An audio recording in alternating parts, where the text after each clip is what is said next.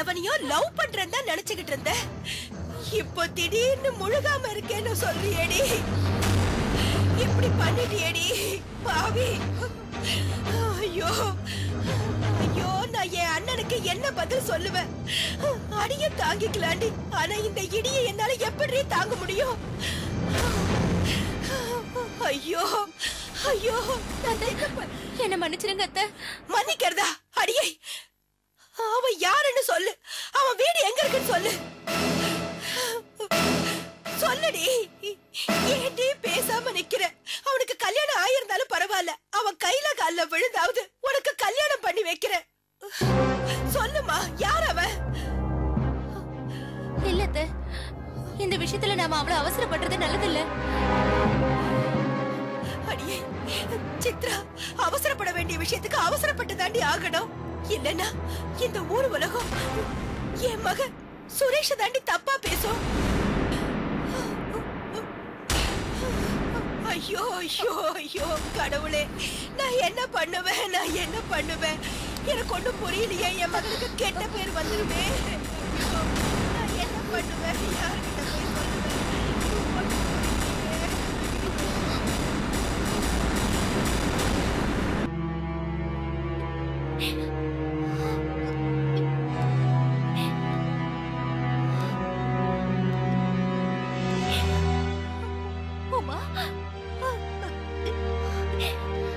அழாத ரேகா.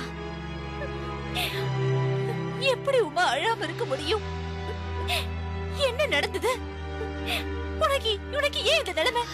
இது எல்லாத்துக்குமே காரணம் என் ஸ்டேஷன்ல ஒர்க் பண்ற லேடி கான்ஸ்டபிள் ஈஸ்வரி தான். ஈஸ்வரியா? ஆமா ரேகா, நீ கொடுத்த செக்க அவகிட்ட கொடுத்து பேங்குக்கு போயிட்டு வர சொன்ன.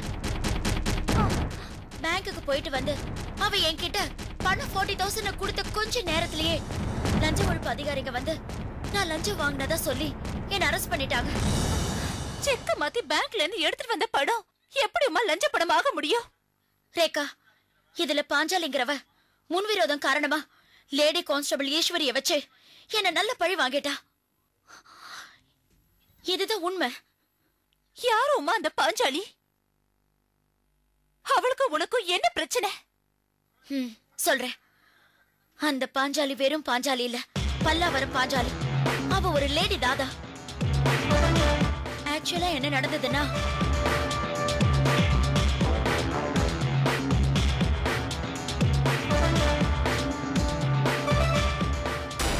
இதுதாமா நடந்தது.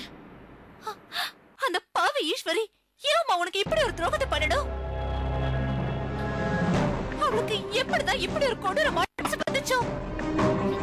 எல்லாம் பணம் ரேகா. பணம் பாதாள வரைக்கும் பாயும்னு சும்மாவா சொன்னாங்க? அந்த பாஞ்சாலியையும் ஈஸ்வரியையும் சும்மா விட மாட்டேன். விடக்கூடாது உமா. அவங்கள பழிக்கு பழி வாங்கியே தீரணும். ஆமா ரேகா, அந்த ஈஸ்வரிய முதல்ல புடிச்சாகணும். அவளை வச்சுதான் இந்த கேஸைய நாம உடைக்கணும். ரேகா, அதுக்கு முன்னாடி நான் வெளியில வந்தாகணும். அதுக்கு நான் ஏற்பாடு பண்றேன். இமீடியட்டா ஒரு வக்கீல பார்த்து உன்னை நான் ஜாமீன்ல எடுக்கிறேன். நீ உடம்பு பார்த்துக்கோ உமா. சரி ரேகா, நீ என்ன பத்தி கவலைப்படாத. நீ 1000 சொன்னாலும் உன்னை இந்த குளத்துல பார்க்கும்போது என்னால அந்த வேதனை தாங்கிக்க முடியல உமா. பரவாயில்ல ரேகா, வாழ்க்கையில இதெல்லாம் சாதாரணம். பெரிய சூரியனை ஒரு சின்ன மேகம் கொஞ்ச நேரத்துக்கு மறைக்கிறது இல்லையா? அது மாதிரிதான் இதுவும்.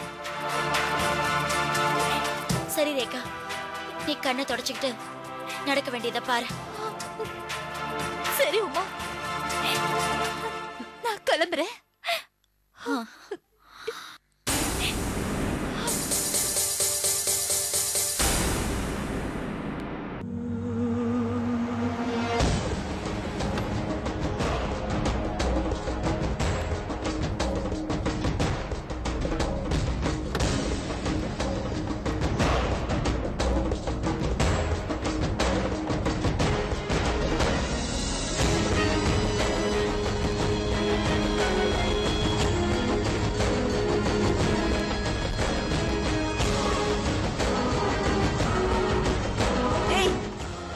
எதுக்குன்னு கேட்காத.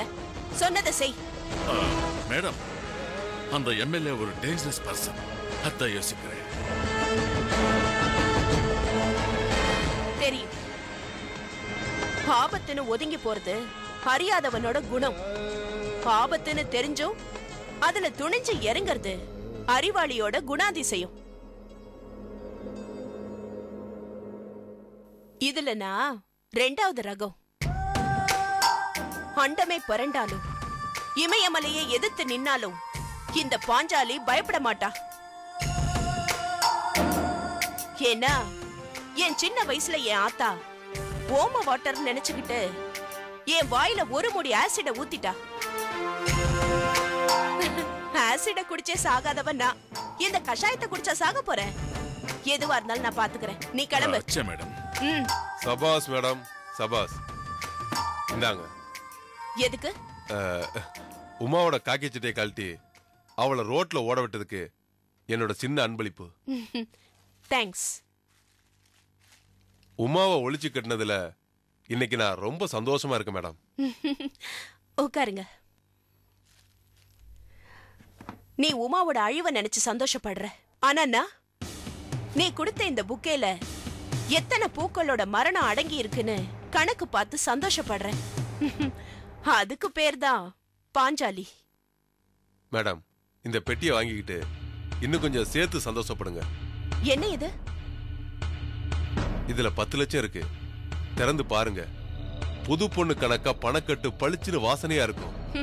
செஞ்ச வேலைக்கு நீ ஏற்கனவே பணம் கொடுத்துட்ட. இப்ப இந்த பணம் எதுக்கு? இன்னொரு வேலை பாக்கி இருக்கு மேடம். என்னது? அந்த உமாவோட தங்கச்சி நடிகை ரேகா இல்ல, அவ மூஞ்சில என்ன ஆசிட் மூட்டை அடிக்கணுமா? அந்த காரியத்தை நாங்களே ஆள் வச்சு பண்ணிடுவோம்.